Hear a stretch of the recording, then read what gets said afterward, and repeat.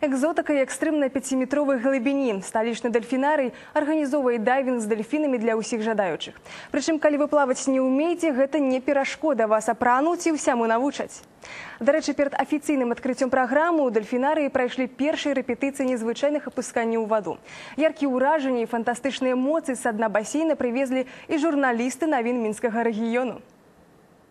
На улице минус 20, а тут теплая вода и дельфины. Амаль курорт на березе мора. Только не трэба ехать за 1000 километров. И тут з'являются дайверы. Такого еще не было у столичном дельфинарии. Специальный костюм, акваланг и обовязковый инструктаж профессионала.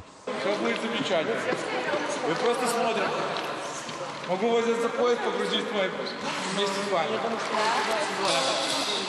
Ничего страшного не будет.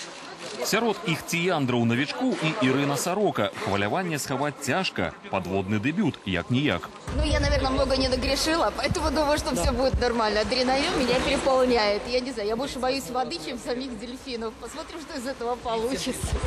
И праз хвилину под тобой 5-метровая глубиня, а вокруг компания дельфинов. Опускаться за аквалангом у бассейн с дельфинами – это своеасаблівы выход у открытый космос. Только усё отбывается у воде. Далеко не кожный профессийный дайвер мае магчымасць контактовать с гэтымі жывёламі. Сапраўдны эксклюзив доступны у основном для дорослых. Детям же можно стать дайвером только с 10 годов. Это тихоокеанские дельфины-афалины. Их у нас 5.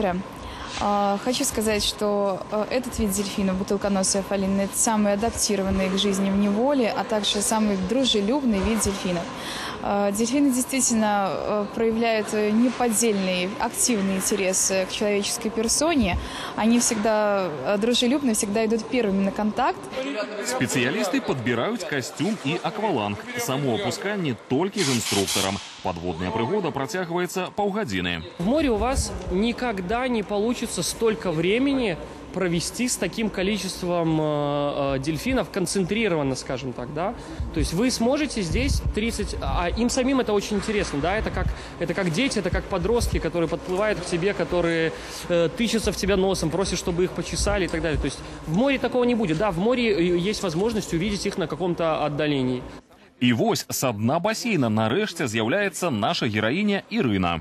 Для меня это самое первое погружение вместе с дельфином, плюс еще под воду, там, по-моему, 5 метров глубины. Это, конечно, класс. Я это сделала, я этим горжусь.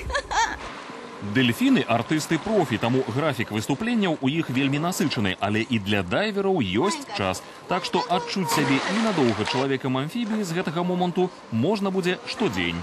Алексей Кондратенко и Виктор Борисов, агентство Теленовин.